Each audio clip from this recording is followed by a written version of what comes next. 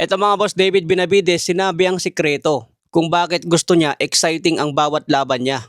Pakinggan niyo si Benavides mga boss. I'm gonna let you guys in on a little secret. You guys said what drives me. I'm born on the same day as Manny Pacquiao, December 17th. So there's something between that. Me and Manny Pacquiao had that same thing in us. You know what I mean? So like how Manny Pacquiao had his run, that's exactly the run I want to have. I want to give this much excitement to the people because they deserve it. Ayan mga boss, parehas daw kasi sila ni Manny Pacquiao ng birthday, December 17. Kaya naging idol daw niya si Manny Pacquiao dahil exciting ang bawat laban. At yun ang gusto ni David Benavides. Ayaw daw niya yung mga boksingero na patakbo-takbo at iniisip lang ang depensa. Dahil boring daw tignan kapag ganun lahat ng boksingero. Hindi na raw gaganahan yung mga fans na manood ng boxing. Dahil iniisip lagi depensa, tumakbo, bumato ng jab. Katulad daw kay Shakur Stevenson. Magaling na boksingero pero boring ang laban. Abangan po natin ang laban ni Benavides ngayong May 2. Aakyat sa Cruiserweight Division para agawin ang dalawang titulo ni Zurdo Ramirez. Kaya kung manalo si David Benavides ngayong May 2, maging Unified Cruiserweight Champion na. Matapos ang laban niya, target daw niya si Dimitri Bivol at Artur Beterbiev. Nasa radar din niya si Jai Opetaia ng Australia.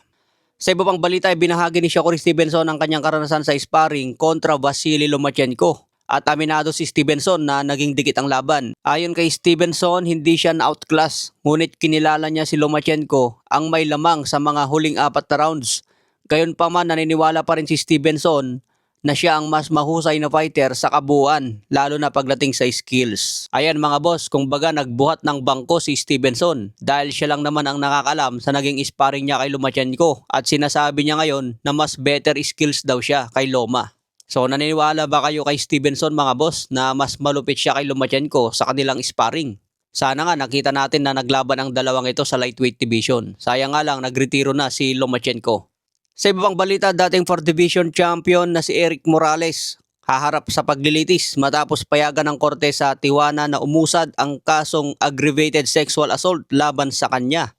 Matapos ang mahigit 24 na oras na closed door hearing, nagpa siyang hukom na may sapat na ebidensya upang ituloy ang kaso. Ayon sa reklamo, ang insidente ay umano'y nangyari noong 2025 habang si Morales ay nagsilbing Secretary of Welfare sa Tijuana. Maring itinanggi ni Morales ang mga paratang. Gayunpaman, papasok sa susunod na yugto ng legal na proseso ang kaso.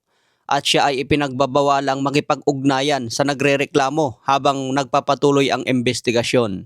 Ang reklamong ito ay unang isinampa noong Hulyo 2025 na nagresulta sa kanyang pagtanggal sa posisyon sa gobyerno. Ayan mga boss, nang manyak pala si Eric Morales. Pero tinanggi naman ni Eric Morales ang paratang na yon. Dahil sa paratang ng babae na umano'y minanyak niya, natanggal ngayon sa serbisyo si Eric Morales. Okay mga boss, hanggang sa muli nating updates.